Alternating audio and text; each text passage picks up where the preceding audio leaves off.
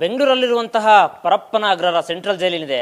ಆ ಸೆಂಟ್ರಲ್ ಜೈಲೀಗ ಸೆರೆಮನೆಯೋ ಅಥವಾ ಅರಮನೆಯೋ ಅಂತೇಳಿ ದೊಡ್ಡ ಮಟ್ಟದಲ್ಲಿ ಚರ್ಚೆ ಆಗ್ತಿರುವಂಥದ್ದು. ಯಾಕಂದರೆ ರೇಣುಕಾಸ್ವಾಮಿ ಹತ್ಯೆ ಕೇಸ್ನಲ್ಲಿ ಈಗಾಗಲೇ ಪರಪ್ಪನಗರ ಜೈಲು ಸೇರಿರುವಂತಹ ನಟ ದರ್ಶನ್ಗೆ ರಾಜ್ಯಾತಿಥ್ಯ ನೀಡಲಾಗ್ತಿದೆ ಅಂತೇಳಿ ಈಗ ದೊಡ್ಡ ಮಟ್ಟದಲ್ಲಿ ಫೋಟೋ ಆ್ಯಂಡ್ ವಿಡಿಯೋ ವೈರಲ್ ಆಗಿರುವಂಥದ್ದು. ಸೊ ಹೀಗಾಗಿ ರಾಜ್ಯಾದ್ಯಂತ ಈಗಾಗಲೇ ಒಂದಿಷ್ಟು ಕಾನೂನು ಸುವ್ಯವಸ್ಥೆ ಬಗ್ಗೆ ಈಗಾಗಲೇ ಆಕ್ರೋಶಗಳು ಜನರು ಹೊರಹಾಕ್ತಿರುವಂಥದ್ದು. ಸೊ ಇದ್ರ ಬಗ್ಗೆ ಮಾತಾಡೋದಕ್ಕೆ ನಮ್ಮ ಜೊತೆ ಹಿರಿಯ ಪೊಲೀಸ್ ಅಧಿಕಾರಿಯಾಗಿರುವಂತಹ ನಾಗರಾಜ್ ಸರ್ ಇದ್ದಾರೆ. ನಾನು ಅವ್ರನ್ನೇ ಮಾತಾಡ್ತೀನಿ. ಸರ್ ನಮಸ್ತೆ. ನಮಸ್ಕಾರ ಸರ್, ಈಗ ಕೊಲೆ ಕೇಸ್ನಲ್ಲಿ ಒಬ್ಬ ಆರೋಪಿ ಅಂದರೆ ಒಳಗಡೆ ಇದ್ದಾರೆ. ಅವ್ರಿಗೆ ರಾಜ್ಯಾತಿಥ್ಯ ನೀಡಲಾಗ್ತಿದೆ. ಯಾಕಂದರೆ ಫೋಟೋ ಕೂಡ ಈಗ ದೊಡ್ಡ ಮಟ್ಟದಲ್ಲಿ ವೈರಲ್ ಆಗಿದೆ. ಫೋಟೋ ವಿಡಿಯೋ ಅಂದರೆ ವಿಡಿಯೋ ಕಾಲ್ ಮಾತಾಡ್ತಾರೆ, ಜೊತೆಗೆ ಕಾಫಿ ಟೀ ಸಿಗರೇಟು ಒಳಗಡೆ ಈ ಥರ ರಾಜ್ಯಾತಿಥ್ಯ ನೀಡಲಾಗ್ತಿದೆ. ಸರ್ ನೋಡಿ, ಸೆರೆಮನೆ ಆಗಿರಬೇಕೆ ವಿನಃ ಅರಮನೆ ಆಗಲಿಕ್ಕೆ ಸಾಧ್ಯ ಇಲ್ಲ. ಸೆರೆಮನೆಗೆ ಅದಕ್ಕೆ ಆದಂಥ ಒಂದು ಘನತೆ ಗೌರವ ಇದೆ. ಮತ್ತು ಸಮಾಜದ ಒಂದು ತೊಡಕುಗಳನ್ನು ನಿವಾರಿಸಲಿಕ್ಕೆ ಅಂತಲೇ ಈ ಕಾನೂನು ವ್ಯವಸ್ಥೆ ಇದೆ. ಕಾನೂನು ವ್ಯವಸ್ಥೆಯಲ್ಲಿ ಇದಕ್ಕೊಂದು ಸೆರೆಮನೆ ಅಂತ ಯಾಕೆ ಹೇಳ್ತಾರೆ ಅಂತ ಹೇಳಿದರೆ, ಯಾರು ಮಿತಿಮೀರಿ ಕಾನೂನನ್ನು ಮುರಿತಾರೆ, ಕಾನೂನಿಗೆ ವಿರುದ್ಧವಾಗಿ ನಡ್ಕೊಳ್ತಾರೆ ಅಂಥವರಿಗೆ ಸೆರೆಮನೆ, ಇಲ್ಲಾಂದರೆ ಅವರ ಅರಮನೆಯಲ್ಲೇ ಇರ್ಬೋದು. ಆಗಿರುವಾಗ ಈಗ ದರ್ಶನ್ ಉದಾಹರಣೆ ತೊಗೊಂಡ್ರೆ ನೀವು, ಎಂಥ ಒಂದು ಘೋರಾತಿ ಘೋರ ಅಪರಾಧವನ್ನು ಅವರು ಮಾಡಿದ್ದಾರೆ. ಮಾಡಿದ ಮೇಲೆ ಅವರಿಗೆ ಒಲ್ಲ ಕೊಲೆಗಾರ ಅಂತ ಹೇಳಿದ ಮೇಲೆ, ಇನ್ನು ಕೊಲೆಗಾರ ಅಂತ ನಾನು ಕೊಲೆ ಮಾಡಿದ್ದಾನೆ ಅವ್ರು ನೇಣಾಕಿ ಅಂತ ಹೇಳ್ತಾ ಇಲ್ಲ. ಆದರೆ ಆ ಜೈಲಿನಲ್ಲಿ ಕೂಡ ಒಂದು ವರ್ಗೀಕರಣ ಇದೆ. ಸಾಮಾನ್ಯ ಕೈದಿ, ಒಂದು ತೀವ್ರ ಸ್ವರೂಪದ ಕೃತ್ಯ ಮಾಡಿದಂಥ ಕೈದಿ, ಟೆರರಿಸ್ಟು, ಮತ್ತು ಇತರೆ ಎಕನಾಮಿಕ್ ಅಫೆನ್ಸಸ್ ಮಾಡಿದಂಥವರು, ರಾಜಕೀಯ ಕೈದಿಗಳು, ಮತ್ತು ಈ ಥರ ವೆರೈಟೀಸ್ ಅಲ್ಲಿ ಇದ್ದಾವೆ. ಆ ವರ್ಗೀಕರಣದ ಪ್ರಕಾರ ಸೆಕ್ಟರ್ ಅಂತ ಮಾಡಿರ್ತಾರೆ. ಜೈಲಲ್ಲೇ ಒಂದು ಲೇಔಟ್ ಹೇಗೆ ಮಾಡ್ತೀವೋ ನಾವು ಹಾಗೆ ಒಂದು ವರ್ಗೀಕರಣ ಮಾಡಿರ್ತಾರೆ. ಒಂದು ವರ್ಗದಿಂದ ಇನ್ನೊಂದು ಕಂಪಾರ್ಟ್ಮೆಂಟಿಗೆ ಹೋಗಬೇಕಾದ್ರೆ ದೊಡ್ಡ ಗೇಟು ಕೂಡ ಇರುತ್ತೆ, ಅದಕ್ಕೆ ಚೆಕ್ ಇರುತ್ತೆ. ವಿತೌಟ್ ಪರ್ಮಿಷನ್ ಅವರು ಹೊರಗಡೆ ಹೋಗೋಂಗಿಲ್ಲ, ವಿತಿನ್ ದಿ ಜೈಲ್ ಆಲ್ಸೋ. ಹಾಗೆ ಮಾಡಿದ ಮೇಲೆ ಅದಕ್ಕೆ ಆದಂಥ ನಿಯಮಗಳನ್ನು ಅವರು ರೂಪಿಸ್ಕೊಂಡಿರ್ತಾರೆ. ಆಮೇಲೆ ಜೊತೆಗೆ ಜೈಲಿಗೆ ಆದಂಥ ಒಂದು ಕಾನೂನಿದೆ, ಜೈಲ್ ಮ್ಯಾನ್ಯುಯಲ್ ಅಂತ ಹೇಳ್ತಾರೆ. ಆ ಮ್ಯಾನ್ಯುಯಲಲ್ಲಿ ಯಾವ ರೀತಿಯ ಕೈದಿಗೆ ಏನೇನು ಕೊಡಬೇಕು, ಏನು ಕೊಡಬಾರ್ದು ಅಂತ ಇದೆ. ಆಮೇಲೆ ಯಾರ ಒಂದು ಆದೇಶದಲ್ಲಿ ಕೊಡಬೇಕು, ಅವುಗಳನ್ನು ಯಾವ ರೀತಿ ಕೊಡಬೇಕು ಅಂತಲೂ ಇದೆ. ಜೊತೆಗೆ ಅಲ್ಲೇ ಒಂದು ಆಸ್ಪತ್ರೆ ಕೂಡ ಇದೆ. ಆಸ್ಪತ್ರೆಗೆ ಹೋಗಬೇಕಾದ್ರೂ ಕೂಡ ಅದಕ್ಕೂ ಒಂದು ನಿಯಮ ಇದೆ. ಆಸ್ಪತ್ರೆಯಲ್ಲಿ ಪರೀಕ್ಷೆ ಮಾಡಿ ಅಲ್ಲೇ ಟ್ರೀಟ್ಮೆಂಟ್ ಕೊಡೋದಾದರೂ ಇದೆ, ಹೊರಗಡೆ ಹೆಚ್ಚಿನ ಒಂದು ಚಿಕಿತ್ಸೆ ಪಡಿಬೇಕಾದ್ರೆ ಹೊರಗಡೆ ಆಸ್ಪತ್ರೆ ಇದೆ. ಈ ರೀತಿ ಎಲ್ಲ ಸೌಕರ್ಯಗಳು ಯಾಕಿದೆ ಅಂದರೆ ಅವರನ್ನು ಜೀವತಹಿತ ರಕ್ಷಿಸಬೇಕು ಒಂದು. ಆದರೆ ಅವ್ರು ಮಾಡಿರ್ತಕ್ಕಂಥ ಅಪರಾಧಕ್ಕೆ ಯಾವ ರೀತಿಯ ಒಂದು ಕನ್ಫೈನ್ಮೆಂಟ್ ಬೇಕೋ ಅದು ಅತ್ಯವಶ್ಯಕವಾಗಿ ಅವ್ರು ನೋಡ್ಕೊಳ್ಬೇಕು, ಅಷ್ಟೇ ಕೆಲಸ. ಯಾಕೆಂದರೆ ಅವರು ಇದು ನ್ಯಾಯಾಂಗದ ಕಸ್ಟಡಿ, ನ್ಯಾಯಾಲಯದ ಆದೇಶದ ಮೇಲೆ ಅವ್ರು ನಡ್ಕೊಳ್ಬೇಕು. ನ್ಯಾಯಾಲಯ ಅದು ನೇರ ಆದೇಶ ಮಾಡ್ತಾರೆ ಯಾವಾಗ ಪೊಲೀಸರು ತಮ್ಮ ಪೊಲೀಸ್ ಕಸ್ಟಡಿಯಿಂದ ನ್ಯಾಯಾಲಯಕ್ಕೆ ಒಪ್ಪಿಸಿದ ಮೇಲೆ ನ್ಯಾಯಾಂಗ ಬಂಧನಕ್ಕೆ ಒಪ್ಪಿಸ್ತಾರೆ.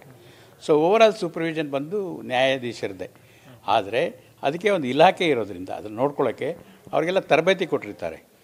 ನೋ ಡೌಟ್, ಜೈಲಂದರೆ ಇವತ್ತು ನಾವು ಹಳೆ ಕಾಲದ ಬ್ರಿಟಿಷ್ನವ್ರ ಕಾಲದ ಜೈಲಂತ ಅಲ್ಲ, ಕರೆಕ್ಷನಲ್ ಅಡ್ಮಿನಿಸ್ಟ್ರೇಷನ್ ಸೆಂಟರ್ ಅಂತಲೇ ತೊಗೊಳ್ತೀವಿ, ಪರಿವರ್ತನಾ ಕೇಂದ್ರ ಅಂತಲೂ ತೊಗೊಳ್ತೀವಿ. ಯಾರಿಗೆ ಪರಿವರ್ತನೆ? ಯಾರೋ ಒಂದು ಇನ್ನೋಸೆಂಟ್ ಆಕಸ್ಮಿಕವಾಗಿ ಮಾಡಿದ್ದಾನೆ ಆ ಒಂದು ಅಪರಾಧ ಅಂತ. ಇದು ದರ್ಶನ್ ಮಾಡಿರ್ತಕ್ಕಂಥ ಅಪರಾಧ ಯಾವ ಥರದ್ದು ಅಂತ ಹೇಳಿದ್ರೆ, ವೆಲ್ ಪ್ಲ್ಯಾನ್ಡ್, ಆ ಒಂದು ಪ್ಲ್ಯಾನ್ ಮಾಡಿದ ಪ್ರಕಾರ ಎಕ್ಸಿಕ್ಯೂಟ್ ಮಾಡಿರ್ತಕ್ಕಂಥ ಅಪರಾಧ. ಒಬ್ಬರಲ್ಲ 17 ಜನ ಇದ್ದಾರೆ. ಅದು ಒಬ್ಬ ಕನ್ನಡದ ಸಿನಿಮಾದ ಒಂದು ಮೇರು ನಟ.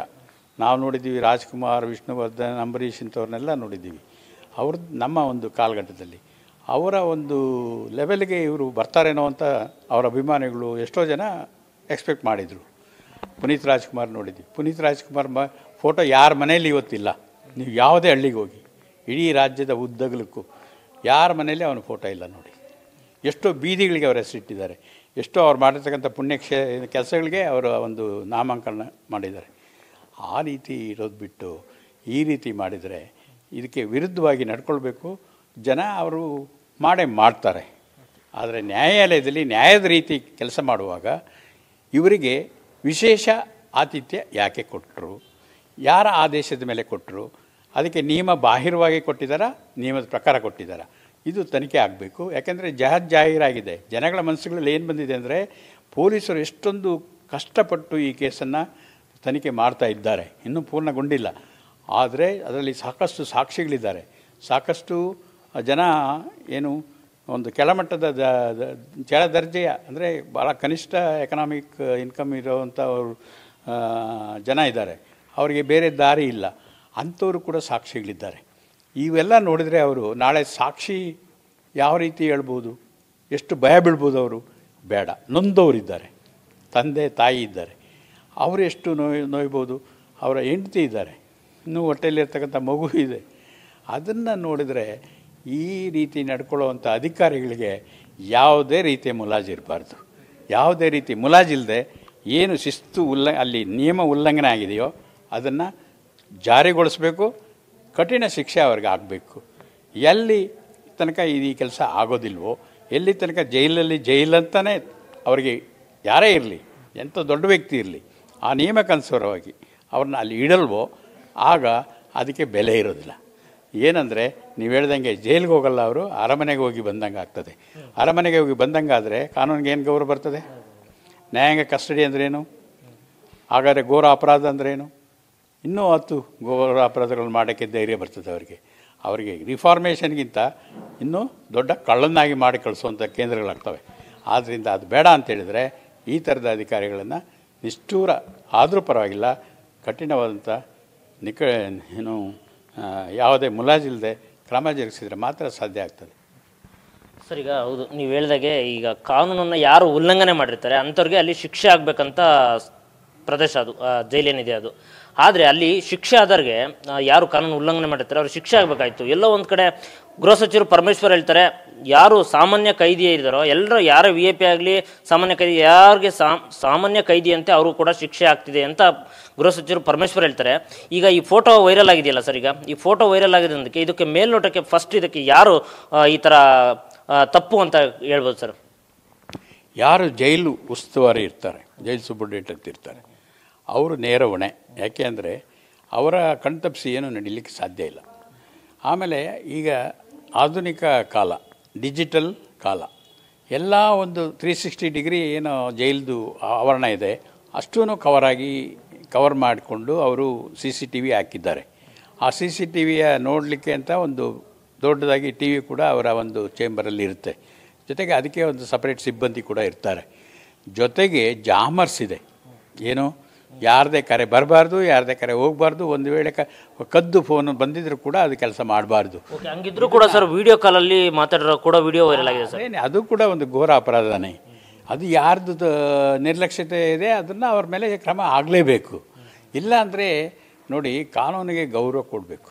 ಯಾರಿಗೆ ಕಾನೂನು ಗೌರವ ಕೊಡ್ತೀವೋ ಅವರಿಗೆ ನಾವು ಸೆಲ್ಯೂಟ್ ಮಾಡ್ತೀವಿ ಅಂತ ಪೊಲೀಸ್ ಘೋಷಣೆನೇ ಇದೆ, ವಿ ಸೆಲ್ಯೂಟ್ ದೋಸ್ ಹೂ ರೆಸ್ಪೆಕ್ಟ್ ಲಾ ಅಂತ. ಆದರೆ ಇಲ್ಲಿ ನೋಡಿದ್ರೆ ಇವರು ಔಟ್ರೈಟಾಗಿ ಏನಿಲ್ಲ ಅಂಥೇಳಿ ರಾಜಾರೋಷವಾಗಿ ನೀವು ಹೇಳಿದರೆ ಸೆರೆಮನೆ ಅಲ್ಲ, ಅರಮನೆ ಥರ ಅಲ್ಲ, ಈವನ್ ರೆಸಾರ್ಟ್ ಟೈಪು, ಮೋಜು ಮಸ್ತಿ ಮಾಡುವಂಥ ಜಾಗದ ಟೈಪು ಇದ್ದಾರೆ ಅಂತ ಹೇಳಿದರೆ ಜನಕ್ಕೆ ಏನು ಅಭಿಪ್ರಾಯ ಬರ್ತದೆ? ಸಾಮಾನ್ಯರಿಗೆ. ಈಗ ನಾನು ಶಶಿಕಲಾ ಕೇಸ್ ಹೇಳ್ತಾ ಇಲ್ಲ, ಅಥವಾ ತೇಲ್ಗಿ ಕೇಸು ಆ ಥರದ್ದು ಬೇರೆಯವರದ್ದು ಹೇಳ್ತಾ ಇಲ್ಲ. ಆದರೆ ಈ ಸಾಮಾನ್ಯವಾದಂಥ ಒಂದು ಜನರ ಒಂದು ಕೊಲೆ ಕೇಸಲ್ಲಿ ಒಬ್ಬ ಪ್ರಖ್ಯಾತ ನಟ ಮತ್ತು ಒಳ್ಳೆ ಬ್ಯಾಕ್ಗ್ರೌಂಡ್ ಇರ್ತಕ್ಕಂಥವನು, ಪೊಲಿಟಿಕಲಿ ಸೋಷಿಯಲಿ ಎಕನಾಮಿಕಲಿ ಇದ್ದಂಥವನು ಮಾಡಿ ಜಯಿಸ್ಕೊಂಡು ಬರ್ಬೋದು ಅಂತ ಇದನ್ನು ನಿರೂಪಿಸ್ತಾ ಇಲ್ವೇನಾ? ಆದ್ದರಿಂದ ಆಮೇಲೆ ಆ ತನಿಖೆ ಮಾಡೋ ಅಧಿಕಾರಿಗಳ ಮೊರಲ್ ಏನಾಗುತ್ತೆ, ಅವರ ಮನಸ್ಥೈರ್ಯ ಏನಾಗುತ್ತೆ? ಅವರಿಗೆ ನೋಡಿ ಜನ ಹೊಗಳ್ತಾ ಇದ್ದಾರೆ, ಮಾಧ್ಯಮಗಳು ಹೊಗಳ್ತಾ ಇದ್ದಾರೆ, ಹಿರಿಯ ಅಧಿಕಾರಿಗಳವರಿಗೆ ಪ್ರಶಂಸನೆ ಮಾಡ್ತಿದ್ದಾರೆ, ಪ್ರೋತ್ಸಾಹ ಮಾಡ್ತಿದ್ದಾರೆ. ಆಗ ಅವ್ರಿಗೇನಾಗುತ್ತೆ? ಹಾಗಾದರೆ ಪೊಲೀಸ್ ವ್ಯವಸ್ಥೆನೇ ನೀವು ಕುಸಿಲಿಕ್ಕೆ ಬಿಟ್ಟರೆ ಏನಾಗ್ಬೋದು? ಬೇಲಿನೇ ಎದ್ದು ಹೊಲ ಮೇದಂಗೆ ಆಗ್ತದೆ. ಈ ಬೇಲಿ ಎದ್ದು ಹೊಲ ಮೇದಂಗೆ ಮಾಡ್ತಾ ಇರೋರು ಜೈಲಧಿಕಾರಿಗಳು ಎಚ್ಚೆತ್ತುಕೊಳ್ಬೇಕು, ಇದನ್ನು ನಿಯಂತ್ರಿಸಬೇಕು, ಯಾವುದೇ ಮುಲಾಜಿಲ್ಲದೆ ನಿಯಮನ ಪಾಲಿಸ್ಕೊಂಡು ಹೋಗಬೇಕು. ಇತ್ತೀಚೆಗಷ್ಟೇ ಒಂದು ಸಣ್ಣ ಉದಾಹರಣೆ ಕೊಡೋದಾದರೆ, ಮನೆ ಊಟ ಕೇಳಿದ, ನ್ಯಾಯಾಲಯ ನಿರಾಕರಿಸಿತು. ಯಾಕೆಂದರೆ ಜೈಲ್ ಮ್ಯಾನ್ಯುಯಲಲ್ಲಿ ಆ ನಿಯಮ ಇಲ್ಲ. ಯಾವ ಕೈದಿಗೆ ಏನು ಊಟ ಕೊಡಬೇಕು ಅದೇ ಕೊಡಬೇಕು, ಯಾವ ಒಂದು ಅನುಕೂಲ ಮಾಡಿಕೊಡ್ಬೇಕು ಅದೇ ಕೊಡಬೇಕು, ಅಲ್ಲ ಒಂದು ಕಂಪಾರ್ಟ್ಮೆಂಟಲ್ಲಿ ಇಡಬೇಕು. ಸರ್ ಕೊನೆಯದಾಗಿ ಈಗ ಅದು ಜೈಲು ಉಸ್ತುವಾರಿ ಯಾರಿದ್ದಾರೆ, ಸೂಪರಿಂಟೆಂಡೆಂಟ್ ಯಾರಿದ್ದಾರೆ, ಅದು ಅವ್ರು ಕ್ರಮ ವಹಿಸಬೇಕಾಗಿತ್ತು. ಎಲ್ಲೋ ಒಂದು ಕಡೆ ಗೃಹ ಸಚಿವ ಪರಮೇಶ್ವರ್ ಅವ್ರ ಭಯ ಇಲ್ವಾ, ಅದಕ್ಕೆ ಈ ರೀತಿ ನಡೀತಾ ಅಂತೇಳಿ ಒಂದಿಷ್ಟು ಸಾರ್ವಜನಿಕ ವಲಯಗಳಲ್ಲಿ ಸರ್ ವ್ಯಕ್ತವಾಗ್ತಿದೆ ಸರ್. ನೋಡಿ, ಗೃಹ ಸಚಿವರು ಒಬ್ಬ ಸೃಜನಶೀಲ ಅಷ್ಟೇ ಅಲ್ಲ, ಒಬ್ಬ ನಾಗರಿಕ ಮನುಷ್ಯನ ಥರ ಇದ್ದಾರೆ. ಅವರು ಮನುಷ್ಯತ್ವ ಬಿಟ್ಟು ಕೆಲಸ ಮಾಡ್ತಾ ಇಲ್ಲ, ಆ ಮಾನವೀಯತೆಯನ್ನು ಗೌರವಿಸ್ತಾ ಇದ್ದಾರೆ. ಅದನ್ನು ದುರುಪಯೋಗ ಮಾಡಿಕೊಳ್ಳೋರು ಇಂಥ ಅಧಿಕಾರಿಗಳು. ಹಾಗಾದರೆ ಗೌರವಸ್ಥರು ಮಿನಿಸ್ಟರ್ ಆಗಬಾರ್ದಂತ ಇದೆಯೇನಾ? ಇದ್ದರೆ ಅವರು ಒಂದು 1% ಆದರೂ ಸ್ವಲ್ಪ ಎಲ್ಲೋ ಒಂದು ಬ್ಯಾಕ್ ಆಫ್ ದೇರ್ ಮೈಂಡ್ ಸ್ವಲ್ಪ ಕಠಿಣವಾಗಿ ಈ ಥರ ಒಂದು ಅಧಿಕಾರಿಗಳಿಗಾದ್ರೂ ತಮ್ಮ ಒಂದು ಸ್ವರೂಪ ಬದಲಾಯಿಸಿ ನೋಡಬೇಕಾಗತ್ತೆ. ಯಾಕೆಂದರೆ in the larger interest of the society, in the larger interest of maintaining law and order. ಇಲ್ಲಾಂದರೆ ಕುಸಿತದೆ law and order. Law and order ಕುಸಿತದೆ ಅಂತ ಹೇಳಿದ್ರೆ ಎಫೆಕ್ಟ್ ಆಗೋದು ಯಾರಿಗೆ? ಸಾಮಾನ್ಯರಿಗೆ. ಸಾಮಾನ್ಯ ನೋಯೋದು ಯಾರೋ ಒಂದು ವೀಕ್ನೆಸ್ಸಿಂದ ಈ ಥರ ತುಂಬ ನೀವು ಮಾನವೀಯತೆ ತೋರಿಸಿ ಸೌಜನ್ಯದಿಂದ ನಡ್ಕೊಂಡಿದ್ದಕ್ಕೆ ಆದರೆ ಸ್ವಲ್ಪ ಒಂದು ಬ್ಯಾಕ್ ಆಫ್ ಯುವರ್ ಮೈಂಡ್ ಎಲ್ಲೋ ಒಂದು ಕಾರ್ನರಲ್ಲಿ ಸ್ವಲ್ಪ ಕಠಿಣತೆಯೂ ಕೂಡ ನಿಮಗಿದೆ ಅಂತೇಳಿ ತೋರಿಸ್ಬೇಕಾಗತ್ತೆ. ಅದು ತೋರಿಸಿದರೆ ಸಮಾಜಕ್ಕೆ ಒಳ್ಳೆಯದು ಅಂತ ನಾನು ಕೇಳ್ತೀನಿ. ಸರ್, ಈಗ ಜೈಲಲ್ಲಿ ಎಲ್ಲೋ ಒಂದು ಕಡೆ ಈ ರಾಜಾತಿಥ್ಯ ನೀಡ್ತಿರೋದ್ರಿಂದ ಜನಸಾಮಾನ್ಯರಿಗೊಂದು ವ್ಯವಸ್ಥೆ ಮತ್ತು ಈ ನಾರ್ಮಲಾಗಿ ಕೊಲೆ ಮಾಡುವ ಒಳಗಡೆ ಹೋಗಿರ್ತಾರಲ್ಲ ಸರ್, ಅಂತಾರೆ ಜನಸಾಮಾನ್ಯರಿಗೊಂದು VIP-ಗೊಂದು ಎಲ್ಲೋ ಒಂದು ಕಡೆ ತಾರತಮ್ಯ ಮಾಡಲಾಗ್ತಿದೆ ಅಂತೇಳಿ ಗೊತ್ತಾಗ್ತದೆ ಸರ್. ಈಗ ಈ ಥರ ಇದೆಯಾ ಸರ್ ಕಾನೂನಲ್ಲಿ? ಕಾನೂನಲ್ಲಿ ಆ ಥರ ಇಲ್ಲ, ಆದರೆ ಈ ಥರ ಅದನ್ನು ಜಾರಿಗೊಳಿಸೋರಲ್ಲಿ ಆ ಥರ ಇದೆ. ಆ ಥರ ಏನಂತ ಹೇಳ್ತೀವಿ ನಾವು ಒಂದು ಮಾತಲ್ಲಿ ಹೇಳೋದಾದರೆ, ಈ tell me the person I tell ಇದು ರೂಲ್ ಅಂತ. ಅದಾಗಬಾರ್ದು. You tell me the offence ಅಥವಾ ಏನು ನಿಮ್ಮದು ಸಮಸ್ಯೆ ಹೇಳಿ ಅದ್ರ ಬಗ್ಗೆ ನಾನು ಕ್ರಮ ಜರುಗಿಸ್ತೀನಿ ಅಂತ ಹೇಳಾಗಬೇಕು. ಇಲ್ಲಿ ಸಮಸ್ಯೆ ಏನು, ಒಂದು ಗುರುತರವಾದಂಥ ಕೇಸ್ನಲ್ಲಿ ಒಬ್ಬ ಆರೋಪಿ ಇದ್ದಾನೆ, ಅವನ್ನ ಕಂಡೆಮ್ಡ್ ಅಂತ ನಾವು ಡಿಕ್ಲೇರ್ ಮಾಡೋದು ಬೇಡ. ಆದರೆ ನಿಮ್ಮ ಜೈಲ್ ಮ್ಯಾನ್ಯುವಲಲ್ಲಿ ಏನಿದೆ ಆ ರೀತಿ ನಡೆಸ್ಕೊಳ್ಳಿ. ಒಬ್ಬ ಕೊಲೆ ಅಪರಾಧಿನ ಯಾವ ರೀತಿ ಇಡಬೇಕೋ ಆ ಥರ ಇಡಿ ಅಂತ ಕೇಳೋದಷ್ಟೆ. ಓಕೆ ಸರ್, ಕೊನೆಯದಾಗಿ ಈಗ ಜೈಲಲ್ಲಿ ಫೋಟೋ ಈ ವೈರಲ್ ಆಗಿರೋದ್ರಿಂದ ದರ್ಶನ್ಗೆ ರಾಜತೀತ್ಯ ನೀಡಲಾಗ್ತಿದೆ ಅಂತೇಳಿ ಫೋಟೋ ದೊಡ್ಡ ಮಟ್ಟದಲ್ಲಿ ವೈರಲ್ ಆಗ್ತಿದೆ. ರಾಜ್ಯದಿಂದ ಈಗ ಆಕ್ರೋಶ ಕೂಡ ವ್ಯಕ್ತ ಆಗ್ತಿದೆ. ಕೊನೆಯದಾಗಿ ತಾವು ಏನು ಹೇಳಿ ಇಷ್ಟಪಡ್ತೀರಿ ಸರ್? ಆಕ್ರೋಶ ಸ್ವಾಭಾವಿಕವಾಗಿ ಎದ್ದಿದೆ.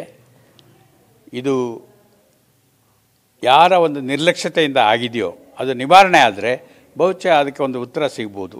ಜೊತೆಗೆ ಇನ್ನು ಮುಂದೆ ಆಗದಾಗ ನೋಡಿಕೊಂಡ್ರೆ ಇದಕ್ಕೆ ಶಾಶ್ವತವಾದಂಥ ಒಂದು ಉತ್ತರ ಸಿಗ್ಬೋದು. ಆಗ ಮಾತ್ರ ಜನಗಳ ಒಂದು ನಂಬಿಕೆ ಅಪನಂಬಿಕೆ ಆವಾಗ ಹುಟ್ಟುತ್ತೆ. ಅದನ್ನು ಸರಿ ಮಾಡಿದರೆ ಈ ಹೇಗೆ ಕಾಯಿಲೆ ಬಂದರೆ ಡಾಕ್ಟ್ರ್ ಹತ್ರ ಹೋಗಿ ವೈದ್ಯರು ಒಂದು ಔಷಧಿ ಕೊಟ್ಟು ಸರಿ ಮಾಡ್ತಾರಲ್ಲ, ಹಾಗೆ ಮಾಡಬೇಕಾಗತ್ತೆ. ಅದನ್ನು ತೀವ್ರಗತಿಯಲ್ಲಿ ಮಾಡಿದರೆ, ಬೇಗ ಮಾಡಿ ಜನರಿಗೆ ಕಾಣೋ ಹಾಗೆ ಮಾಡಿದರೆ ಬಹುಶಃ ಒಂದು ನಂಬಿಕೆಯನ್ನು ಏನು ಕಳ್ಕೊಳ್ಳೋ ಒಂದು ಅವಕಾಶ ದುರದೃಷ್ಟಕರವಾದಂಥ ಅವಕಾಶ ಸಿಕ್ಕಿದೆ, ಅದು ಬದಲಾಯಿಸ್ಬೋದು. Okay, thank you sir. ಇದಿಷ್ಟು ಹಿರಿಯ ಪೊಲೀಸ್ ಅಧಿಕಾರಿಗಳಿರುವಂತಹ ನಾಗರಾಜ್ ಅವರು ಮತ್ತು ಕ್ಯಾಮ್ರಾ ಪರ್ಸನ್ ಶರತ್ ಜೊತೆ ಮಂಜುನಾಥ್ ಸಕ್ರ, ಪವರ್ ಟಿವಿ, ಬೆಂಗಳೂರು.